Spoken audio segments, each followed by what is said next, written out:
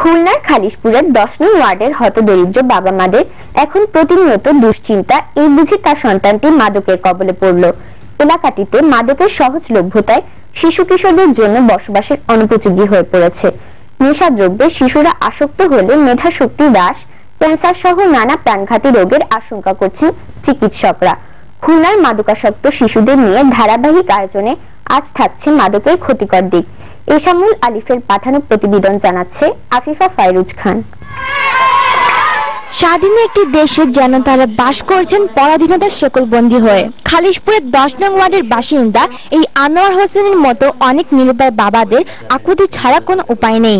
মানুষ খালি খারাপ খারাপ কথা কয় আমার কাছে ছেলের জন্য। এখন যাতে আমার ছেলেটা ভালো হয় এটা আমি সরকারের কাছে মনে করেন চাচ্ছি যে আমি বাবা হইয়া ছেলেটার ভালো করতে চাই। হ্যাঁ, আমি গরিব মানুষ।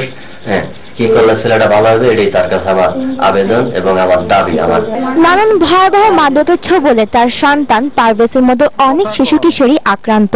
ঘরে বন্দি পারভেজ নেশাদ্রব্য সেবন ও তার সহযোগীদের সম্পর্কে দুরন্ত খবরকে জানায়, আমার খাওয়ানো শিখেছে, ওরা খাইতাম দেখতাম, পরে ওরা কইতো খা খা, ভবিষ্যতে চাইতাম, ওরা চুরি টুরি করাইতো, ভবিষ্যতে সারাদিন ঘুরতাম ফুরতাম, কাঁচা খাওয়াইতো।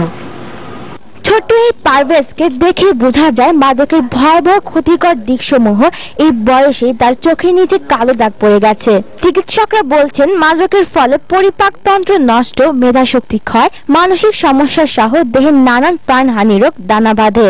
এই যে খেলে তার যে ভবিষ্যতের জীবনটাই শেষ হয়ে যাবে, কারণ এটা তো মানুষের ক্ষয়িষ্ণু একদম শেষ করে ফেলে। তো শেষ যখন করে ফেলে তখন তাকে যদি বোঝানো যায় যে এই জিনিসটা খেলে যদি শেষই হয়ে যায় তাহলে মানুষ তখন এটার প্রতি একটা ভীতি সঞ্চার হতে পারে আর কি। তবে মাদকের ছোবল থেকে সন্তানদের দূরে রাখতে সবার আগে বাবা মাদের ভূমিকা থাকা উচিত বলে মনে করেন এই চিকিৎসক। আমি মনে করি যে বাবা মা যদি একটু সচেতন হয়, শুধু বাবা মা না, স্কুলের টিচার, বাবা মা এবং আমাদের পর পারিপার্শ্বিক যদি কেউ এটা জানেন যে এই বাচ্চাটা কোথাও তাকে মাদকাসক্তে দেখা যাচ্ছে, সাথে সাথে যদি চিকিৎসা নেওয়া হয় আমি মনে করি এটা সহজেই ভালো হয়ে যায়।